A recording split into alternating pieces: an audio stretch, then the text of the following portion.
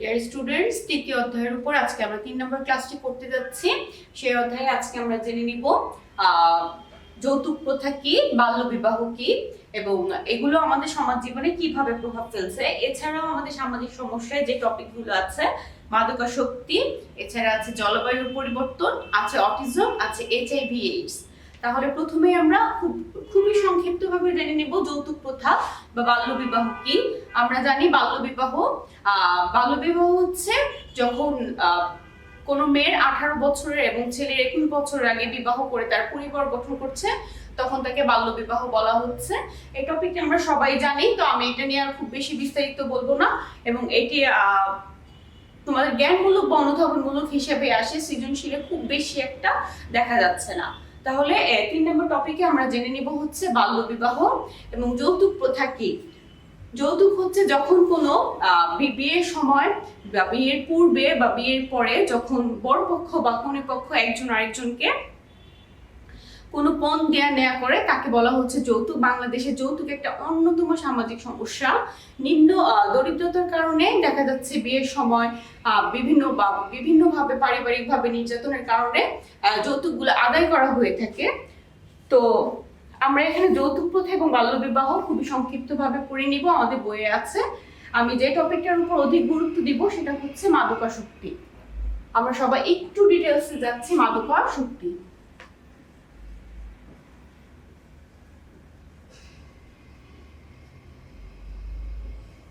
মাদকাসক্তি কি? এই শব্দটির সাথে আমরা সবাই পরিচিত যে কি মাদকাসক্তি কি।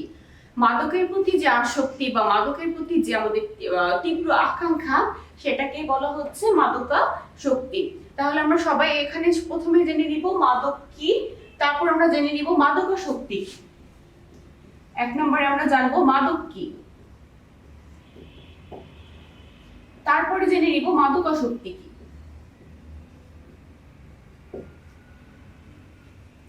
মাদকাসক্তি বলতে মাদকের প্রতি অধিক আসক্তিকে বোঝাচ্ছে, আসক্তি বা আকাঙ্ক্ষাকে।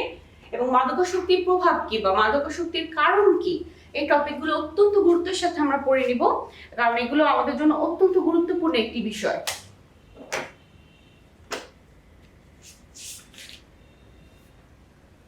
আমাদের বইয়ে আছে, আমরা যদি বইয়ে একটু সামনে রাখি তাহলে আমরা দেখতে পাবো মাদকাসক্তির কারণ এখানে খুব সুন্দরভাবে গুছিয়ে দেয়া আছে। মাদকাসক্তির কারণগুলো আমরা জেনে নিব যে কেন মানুষ মাদকাসক্তি হয়।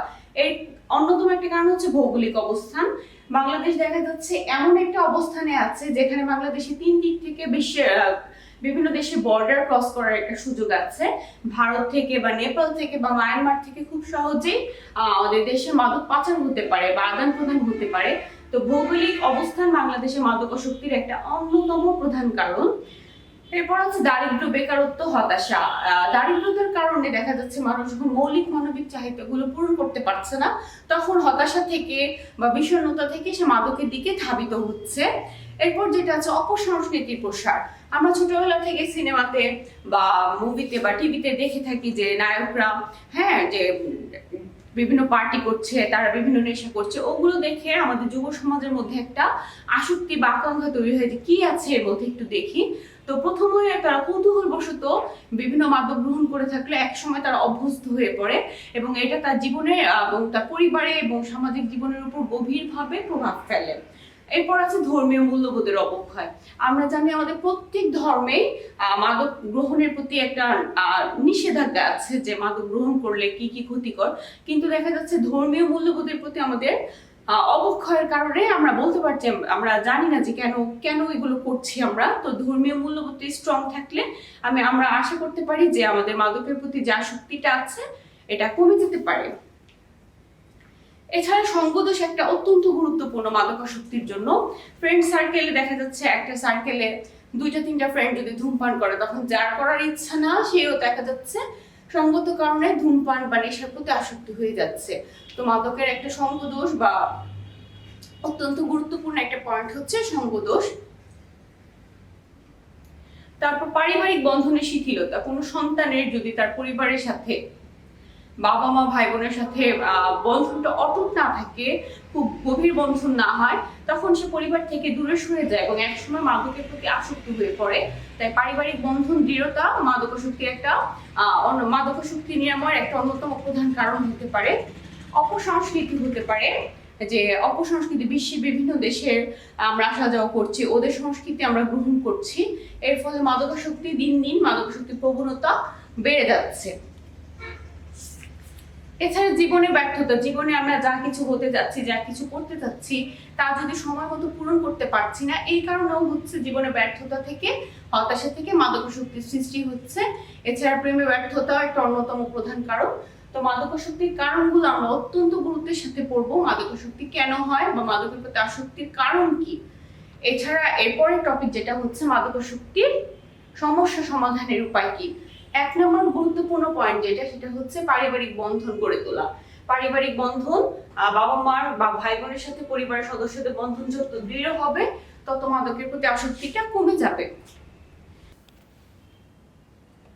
ধর্মীয় মূল্যবোধ, আমরা যদি ধর্মীয় নিয়ম কানুনগুলো স্ট্রংলি বা স্ট্রিক্টলি মানতে পারি, তাহলে আমরা মাদক থেকে দূরে থাকতে পারি। এছাড়া যে পয়েন্টটা আছে জীবনে ব্যর্থতা বা জীবনে সফলতার মাধ্যমে আমরা মাদকের থেকে দূরে থাকতে পারি। তাহলে এখানে আমরা যে পয়েন্টগুলো জেনে নিব, মাদকাসক্তি, আমি আবারও বলছি অত্যন্ত গুরুত্বপূর্ণ একটি বিষয়।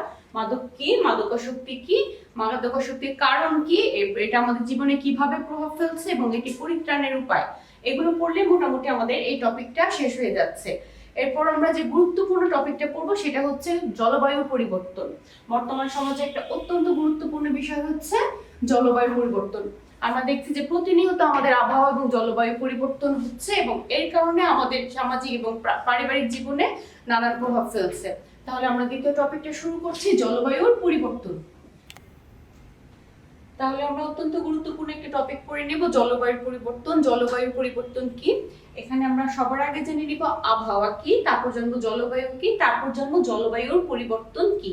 সাধারণত প্রতিদিনের গড় তাপ, চাপ, বায়ুর প্রবাহ, বায়ুর আর্দ্রতা, এটাকে বলা হচ্ছে আবহাওয়া। এটা আমাদের বইয়ে নাই, এটা আমরা একটু জেনে রাখবো। এরপর জানবো জলবায়ু কি। সাধারণত 30 থেকে 40 বছরের আবহাওয়ার গড় অবস্থাকে বলা হচ্ছে জলবায়ু। আমি আবারও বলছি, সাধারণত 30 থেকে 40 বছর আবহাওয়ার গড় অবস্থাকে বলা হচ্ছে জলবায়ু। এবং জলবায়ু পরিবর্তন কি তাহলে, এই যে জলবায়ু আস্তে আস্তে পরিবর্তন হয়ে যাচ্ছে এবং এটা আমাদের সামাজিক জীবনে, পারিবারিক জীবনে বা ব্যক্তিগত জীবনে যে গভীর প্রভাব ফেলছে, এটাকে বলা হচ্ছে জলবায়ু পরিবর্তন। নানান কারণে জলবায়ু পরিবর্তন হয়ে থাকে, সাধারণত একটা বা দুইটা কারণে জলবায়ু পরিবর্তন হয় না। জলবায়ু পরিবর্তন হওয়ার পেছনে অনেকগুলো কারণ রয়েছে। 1 নম্বরটা হচ্ছে টেকটনিক প্লেটের পরিবর্তন। এরপর দিতে পারি অধিক জনসংখ্যার কারণে প্রত্যেকদিন আমাদের পরিবেশ ব্যাপকভাবে দূষিত হচ্ছে। Methane gas, carbon die oxide, এগুলো বৃদ্ধি পেয়ে যাচ্ছে এবং এই বৃদ্ধি পাওয়ার কারণে আমাদের জলবায়ুর পরিবর্তন হচ্ছে। এছাড়া হচ্ছে কলকারখানা দূষণ, নদী দূষণ, বায়ু দূষণ, পরিবেশ দূষণ তো আমি আগেই বলেছি। এছাড়া আছে সৌরশক্তির উৎপাদন, কক্ষপথের পরিবর্তনশীলতা, এগুলোকে আমরা জলবায়ুর পরিবর্তনের কারণ হিসেবে ধরে নিতে পারি। তো এই অধ্যায়ে আমরা জলবায়ুর পরিবর্তনের কারণগুলো একটু দেখে নিব। তো বাংলাদেশের মানুষের পরের টপিকটা হচ্ছে বাংলাদেশের মানুষের জীবনে জলবায়ুর পরিবর্তনের প্রভাব কি। বাংলাদেশের মানুষের জীবনে জলবায়ু পরিবর্তন গভীরভাবে প্রভাব ফেলছে। 1 নম্বরে আমরা বলতে পারি বিভিন্ন প্রাকৃতিক দুর্যোগ প্রাদুর্ভাব। এই যে কিছুদিন আগে আমাদের উপর একটা প্রাকৃতিক দুর্যোগ হানা দিয়ে গেল, এগুলো জলবায়ু পরিবর্তনের কারণ হয়ে যাচ্ছে। বিশাল বড় বড় যে ঘূর্ণিঝড় বা যে ভূমিকম্প হচ্ছে, এর প্রভাব মানুষের উপর পড়ছে। জলবায়ু পরিবর্তনের কারণে এই প্রভাবগুলো হচ্ছে প্রাকৃতিক দুর্যোগ। হচ্ছে নদীর গতিপথের পরিবর্তন হয়ে যাচ্ছে, নদী ভাঙন হচ্ছে। এরপর কি হচ্ছে যে কৃষির ক্ষেত্রে কৃষির উপর মানে মানুষের পেশার পরিবর্তন হয়ে যাচ্ছে। কৃষির উপর যে আমাদের নির্ভরশীলতা ছিল, সেগুলো দিন দিন কমে যাচ্ছে, খাদ্যের উৎপাদন কমে যাচ্ছে। তো কৃষির জলবায়ু পরিবর্তনের প্রভাব, এগুলো আমরা একটু দেখে নিব। এবং সমাজকর্মীর ভূমিকা কি, তাহলে আমরা জানতে পারি যে বাংলাদেশের জলবায়ু পরিবর্তনে সমাজকর্মী কি ভূমিকা পালন করতে পারে। 1 নম্বরটা হচ্ছে অধিক হারে আমাদের বৃক্ষরোপণ করতে হবে, পরিবেশের দূষণ কমাতে হবে এবং কৃষির উপর অধিক হারে গাছ লাগাতে হবে, বৃক্ষরোপণ করতে হবে এবং নিয়ম মেনে আমরা যেখানে সেখানে মাটি ক্ষয় কিংবা নদী দখল, নদী দূষণ যে আছে এইগুলো থেকে আমাদের বেরিয়ে আসতে হবে এবং মানুষকে সচেতন করতে হবে, সচেতনতা অধিক হারে বৃদ্ধি করতে হবে। তাহলে আমরা জলবায়ু পরিবর্তন থেকে মুক্তি লাভ করতে পারি। তাহলে আমরা আজকে আমাদের অত্যন্ত গুরুত্বপূর্ণ একটি টপিক অটিজম সম্পর্কে জেনে নিব। অটিজম শব্দটি গ্রিক শব্দ অটোস থেকে এসেছে। এটা আমাদের নৈতিকের জন্য অত্যন্ত গুরুত্বপূর্ণ। প্রায় এটি আসে যে কিভাবে অটোস শব্দটি কিভাবে আসছে, অটিজম শব্দটি কিভাবে এসেছে, উৎপত্তি কিভাবে। অটিজম শব্দটি এসেছে গ্রিক শব্দ অটোস থেকে, ইংরেজি হচ্ছে সেলস, যার বাংলা অর্থ হচ্ছে আত্মসংবৃত্তি। অটিজম হচ্ছে একটি মানসিক অবস্থা, মানে যখন মানসিকভাবে মানসিক বিকাশে অপরিপূর্ণতার ফল হচ্ছে অটিজম। এটি জন্মগত কোনো রোগ নয়, এটি হচ্ছে বিকাশের ক্ষেত্রে বাধাগ্রস্ত হলে কোনো একটি শিশু যখন তার বিকাশের ক্ষেত্রে বাধাগ্রস্ত হয় তখন তাকে অটিজম বলা হয়ে থাকে। সাধারণত 3 বছরের মধ্যে শিশুর অটিজম সমস্যাটা ধরা পড়ে। এই ধরনের শিশুগুলো অন্য সকল শিশুর থেকে একটু আলাদা হয়, তাদের আচার আচরণে কিছুটা সমস্যা দেখা দেয়। ওরা সাধারণত একা থাকতে পছন্দ করে, অধিক কোলাহলপূর্ণ পরিবেশে বা নিজেকে খাপ খাওয়াতে অভ্যস্ত থাকে না। এরা একা একা থাকতে পছন্দ করে এবং কোনো একটি কাজ অত্যন্ত মনোযোগের সাথে করতে পারে এবং অন্য সকল শিশুর থেকে তাদের আচরণটা একটু ভিন্ন হয়ে থাকে। অটিজমের কিছু লক্ষণ আছে। আমি আগেও বললাম যে সাধারণত 3 বছরের মধ্যে একটি শিশু অটিজমে আক্রান্ত কিনা এটি ধরা পড়ে এবং তার আচরণে কিছু সমস্যাতে দেখা দেয়। তার বিকাশে সমস্যা থাকে, সে সকলের সাথে মিশতে পারে না, সে একা একা থাকতে পছন্দ করে, সে সকলের থেকে নিজেকে আলাদা রাখতে পছন্দ করে, সে নিজেকেও একজন ব্যক্তি ধরে, সে নিজের নাম ধরে নিজে কথা বলতে পছন্দ করে। এরকম অনেক উদাহরণ আছে, আমরা একটু দেখে নিব। আমরা অটিজমের বাংলাদেশের পরিস্থিতিটা আমরা একটু দাগ কেটে পড়ে নিব যে বাংলাদেশে কত % মানুষ অটিজমে আক্রান্ত, কতজন শিশু আক্রান্ত, কেন হচ্ছে, অটিজম হওয়ার কারণটি কি। সাধারণত অটিজমে আক্রান্ত শিশুকে অটিস্টিক বলা হয়। অটিজম হচ্ছে কোনো রোগের নাম এবং অটিজমে আক্রান্ত শিশুকে অটিস্টিক বলা হচ্ছে। অটিজমের প্রভাবটা পড়ে নিব। বাংলাদেশে অটিজমে কি ধরনের প্রভাব ফেলে। এটি পারিবারিক অশান্তির একটি অন্যতম প্রধান কারণ হচ্ছে অটিজম। সাধারণত কোনো পরিবারে যখন একটা অটিস্টিক শিশুর জন্ম হচ্ছে তখন স্বাভাবিকভাবে দেখা যাচ্ছে যে পারিবারিক অশান্তি বা কলহের সৃষ্টি হচ্ছে, শিশুর মানসিক প্রক্রিয়া ব্যাহত হচ্ছে। বাংলাদেশে এখনো ওরকম ভাবে ওদের জন্য আলাদা বা বিশেষ শিক্ষা ব্যবস্থা গড়ে ওঠে নাই, ফলে তারা তাদের আচরণ অন্যের সাথে বিকাশে যে বাধাগ্রস্ত হচ্ছে, তারা একা একা থাকছে এবং তারা সমাজে একটা বিচ্ছিন্ন ভাবে গড়ে উঠছে। তারা সমাজে সহজে খাপ খাওয়াতে পারছে না এবং নিজেকে দক্ষ মানব সম্পদে পরিণত করতে পারছে না, যেটা বিশ্বের অন্যান্য দেশে সেই সুযোগটা রয়েছে, যেটা আমাদের দেশে নেই। বাংলাদেশে তাহলে অটিজম হয়ে ওঠার কারণ কি বা সমাজকর্মী এক্ষেত্রে কিভাবে ভূমিকা পালন করতে পারে। সমাজকর্মী যেটা করতে পারে, শিশুর যখন বিকাশের সময় হবে, মানে মানসিকভাবে বিকাশের সময় হবে, তখন পরিবারকে প্রচুর শিশুকে সময় দিতে হবে।